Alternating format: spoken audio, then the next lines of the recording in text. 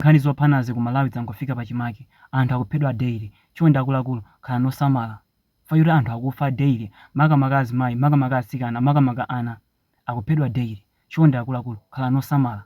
Tangoganizani mmene wafera Memory, ndi imfa yoopweteka kwambiri. Mkazi amene samayenera kufa choncho. Kwa anthu amene simunayimvere nkhani ya Memory, ndiloleni ndibwerenze. Memory ndi mkazi amene amachokera ku Lilongwe, Malawi. Mkazi amene waphedwa ndi mkulu ucho. Mkulu amene ndi Philip Malenga, amachokeranso ku Malawi. A Philip akuti ndi asing'anga iwowa. Ndi Memory amadwala tenda ya khunyu. Ndi amafuna chithandizo, anakafikira a Philip. A Philip anamuwuza Memory usavutike, tenda yako ndikathe kuyichiza. Ndi anampasa mankhwala Memory. Komano mankhwala aja samathandiza. Zotsatira zake Memory anawafikiranso a Philip. Kwawuza zoti zinthu zimene munandipasa sizikuthandiza. A Philip anamuwuza Memory uziwa chani, ndi mankhwala ena, mankhwala amenewa ndi othetseratu nthendayi. Ndi Memory analosangalala kwambiri atamva zimenezi. Kenako a Philip anamuwuza Memory uziwa chani, undipeze. Ndipo anagwirizana malo okomanirana. A Philip anamuwuza Memory uziwa chani, tikumane ku Botanic Forest. Forest imene ili ku Lilongwe ku area 18 chapafupi ndi manda akamuzu. Ndi kumene ili ndikankhalango ndithu. Ndi a Philip anamtengera Memory ku nkhalango kuja, analowa naye nkhalango. Zotsatira zake anamugwiririra Memory. Atamaliza kumugwiririra Memory anali ndi mantha poganiza zoti Memory akapita kwawo akakauza anthu zoti agwiriridwa, a Philip angathamangidwa. Anaganiza zomumanga ku nkhalango kuja, anammanga ndi kumkhwinya pakhosi ndi kumupha, ndipo anamusiya komweko.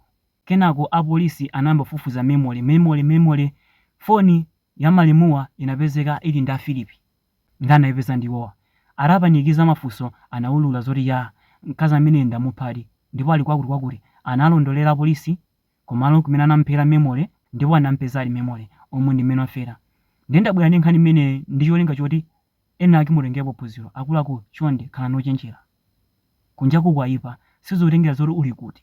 Kaya ku Malawi, ku Joni, ku India, ku China, ku Germany, anthu akuphedwa daily. Makamaka ku Malawi panopa zangolowa ngati ndi chizolowezi.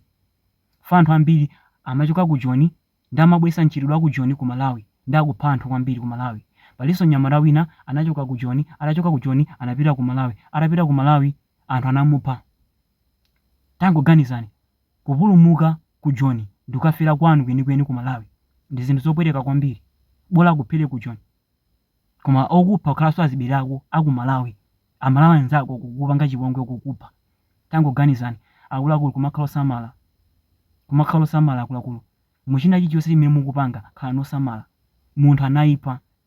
Ndipo anayipha konse sikusankha dera. Sikusankha mtundu wa munthu. Munthu ndi oyipa. Ndi zinthu zomakumana ndi anthu achilendo kapena mukakumana ndi ena ake kwapanga mabizinesi osamapita nokha chonde. Pitani ndi ena ake okuthandizirani. Chonde akuluakulu. Kumakumananso pa public osamakumana ku malo obisika. Chonde akuluakulu kumakhala osamala.